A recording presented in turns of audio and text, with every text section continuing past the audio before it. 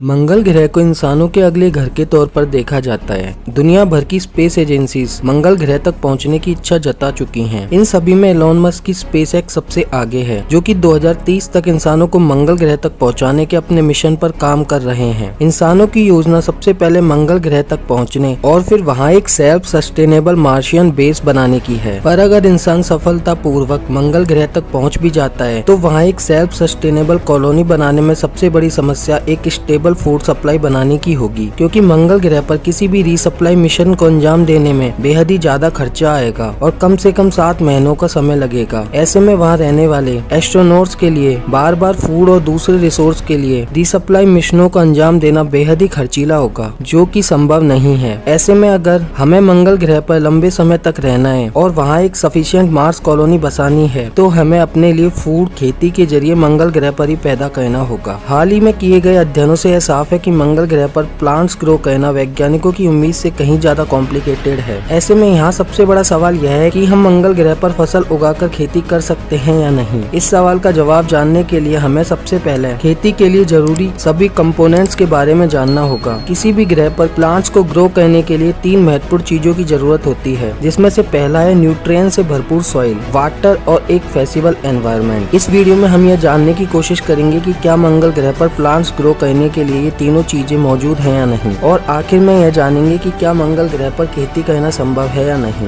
धरती पर किसी भी प्रकार के सॉइल में प्लांट्स को ग्रो करने के लिए नाइट्रोजन, फास्फोरस और पोटेशियम जैसे रिच न्यूट्रिएंट्स की जरूरत होती है। साथ ही धरती पर मौजूद सॉइल माइक्रोब्स और दूसरे ऑर्गेनिक मैटर से भरपूर होता है, जो कि प्लांट्स को ग्रो करने और सर्वाइव करने में मदद करता है। वहीं दूसरी ओर मंगल ग्रह का सॉइल मुख्य रूप से क्रश्ड रॉक से बना है, जहाँ प्लांट्स को ग्रो करने के लिए जरूरी न्यूट्रिएंट्स मौजूद नहीं है। ऐसे में अगर हमको मंगल ग्रह के सॉइल में प्लांट को ग्रो करना है तो दूसरे तरीकों से न्यूट्रिएंट्स सॉइल तक पहुंचाने होंगे। मंगल ग्रह पर मौजूद नासा के रोवर्स ने कई सालों तक मंगल के सरफेस का अध्ययन किया है, जिसके जरिए वैज्ञानिकों के पास मंगल ग्रह के सरफेस और उसके सॉइल के बारे में काफी जानकारियां मौजूद हैं। अध्ययन से पता कि मंगल ग्रह की मिट्टी में सभी न्यूट्रिएंट्स बेहद कम मात्रा में मौजूद हैं। ऐसे में वैज्ञानिक पृथ्वी से ऑर्गेनिक या आर्टिफिशियल खाद अपने साथ ले जाकर मंगल ग्रह के सॉइल्स को ये जरूरी न्यूट्रिएंट्स दे सकते हैं। अब बात करते हैं पानी की। लिक्विड वाटर संभवतः मंगल ग्रह पर बेस बनाने के लिए सबसे जरूरी है। लिक्विड वाटर का उपयोग वैज्ञानिक न सिर्फ पीने के लिए करेंगे, साथ ही इसका इस्तेमाल प्लांट्स को ग्रो करने के लिए जरूरी होगा। मंगल ग्रह पर मौजूद रोवर्स द्वारा जुटाई जानकारियों के अनुसार मंगल ग्रह पर पानी केवल आइस के रूप में इसके पोल्स और कुछ जगहों पर सरफेस के नीचे मौजूद है, जिसको एक्सट्रैक्ट कर वैज्ञानिक उसे लिक्विड वाटर में बदल सकते हैं। मंगल ग्रह की ग्रेविटी भी प्लांट्स को ग्रोथ में एक अहम फैक्टर साबित हो सकती है। मंगल ग्रह की ग्रेविटी धरती की अपेक्षा 38% ही है। ऐसे में प्लांट्स को सरवाइव करने के लिए जरूरी वाटर मंगल की वीक ग्रेविटी की वजह से इसके सॉइल में अलग अलग तरीके से फ्लो करेगा, यानी कि मंगल पर मौजूद सॉइल पृथ्वी की अपेक्षा वाटर और दूसरे न्यूट्रिएंट्स को कई ज्यादा समय तक होल्ड कर सकता है, जिसकी वजह से वैज्ञानिकों को मंगल ग्रह पर प्लांट्स ग्रो करने के लिए धरती की अपेक्षा कम पानी की जरूरत होगी। अब बात करते हैं मंगल के एनवायरनमेंट की। किसी भी ग्रह पर प्लांट्स को ग्रो करने के लिए एक सुटेबल एनवायरनमेंट की जरूरत होती है, जिसमें उसके फोटोसिंथेसिस के लिए सनलाइट, कार्बन डाइऑक्साइड और एक एवरेज तापमान शामिल है। धरती पर प्लांट्स को वाटर के अलावा फोटोसिंथेसिस की प्रक्रिया के लिए सनलाइट और CO2 की जरूरत होती है, जो कि उन्हें हमारे पृथ्वी के एटमॉस्फेयर में आसानी से मिल जाता है। प्लांट्स फोटोसिंथेसिस प्रक्रिया के अंतर्गत अपने लिए जरूरी एनर्जी बनाते हैं, जिस दौरान ये हमारे एटमॉस्फेयर से CO2 लेकर ऑक्सीजन छोड़ते हैं। मंगल का एटमॉस्फेयर 95% CO2 से मिलकर बना है। ऐसे में प्लांट्स के लिए भरपूर CO2 मौजूद है। पर दूसरी ओर मंगल ग्रह हमारी धरती के ऑर्बिट की तुलना में करीब 1.5 गुना ऑर्बिट में हमारे सूर्य का चक्कर लगाता है, जिसकी वजह से मंगल को हमारे सूर्य की तुलना में आधी ही सनलाइट मिल पाती है। उसके साथ ही मंगल ग्रह का एटमॉस्फेयर धरती की अपेक्षा करीब 100 गुना थिन है, जिसके कारण एटमॉस्फेयर टेम्परेचर को ब्लॉक नहीं कर पाता और मंगल के सरफेस का एवरेज तापमान -100 डिग्री सेल्सियस तक चला जाता है। इस तापमान में किसी भी प्रकार के प्लांट्स को सर्वाइव कर पाना बहुत ही मुश्किल है। ऐसे में अगर हमें मंगल ग्रह पर खेती करनी है तो हमें मार्शियन मूवी में दिखाए जाने वाले वेटनीस के लैब की तरह एक कंट्रोल एनवायरनमेंट्स में ही प्लांट्स को ग्रो करना होगा, जहां आर्टिफिशियल लाइट के जरिए इन्हें एनर्जी दी जाएगी और साथ ही इसका 20 से 30 डिग्री का एवरेज तापमान प्लांट को ग्रो करने के लिए सुटेबल होगा। पर इन सब के बावजूद प्लांट्स हमारी धरती पर लाखों सालों के दौरान इवॉल्व हुए हैं, जो कि हमारी धरती के एनवायरनमेंट और एटमॉस्फेयर के अंतर्गत ढल चुके हैं। ऐसे में काफी संभावना है कि सभी तरह के रिच न्यूट्रिएंट्स और फेवरेबल एनवायरनमेंट के बावजूद मंगल मंगल ग्रह पर ये प्लांट्स ठीक तरह से ग्रो ना करें।